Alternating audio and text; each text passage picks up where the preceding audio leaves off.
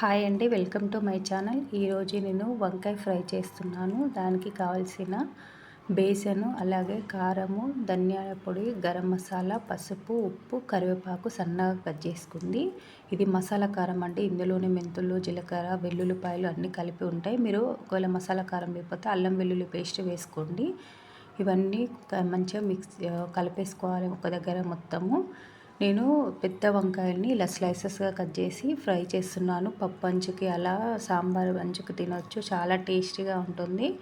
ఇప్పుడు మొత్తం అంతా శనగపిండి అంతా కలిపేసుకోవాలి. రెండు మంచిగా మీడియం సైజు వంకాయలు తీసుకున్నాను. దానికి నేను అంత క్వాంటిటీలో శనగపిండి తీసుకున్నాను, ఒక కప్ అంతా. ఇప్పుడు మంచిగా వాటర్తో మొత్తం కలిపేసుకొని ఇలా స్లైసెస్గా కట్ చేసుకున్న వంకాయలకి మంచిగా ఇలా పెట్టేసుకోవాలి.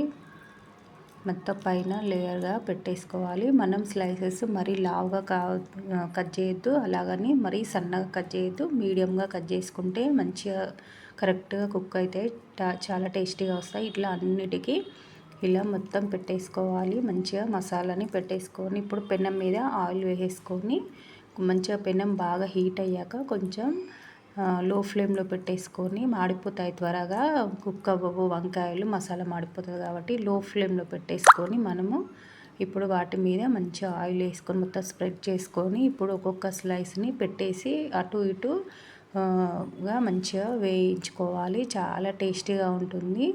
ఇలా మంచిగా తక్కువ ఆయిల్తో చాలా టేస్టీగా తయారవుతుంది. మీరు కూడా ఇలా ఒకసారి ట్రై చేయండి, సూపర్గా ఉంటాయి. ఊరికే తినేయచ్చు. పిల్లలు ఇలా వంకాయ తినని వాళ్ళకి ఇలా చేస్తే ఇష్టంగా తింటారు, పప్పు అంచుకి అలా. ఈ వీడియో మీకు నచ్చినట్టయితే లైక్ చేయండి, షేర్ చేయండి, సబ్స్క్రైబ్ చేసుకోండి, కామెంట్ పెట్టండి ఈ రెసిపీ ఎలా ఉందో చేసి.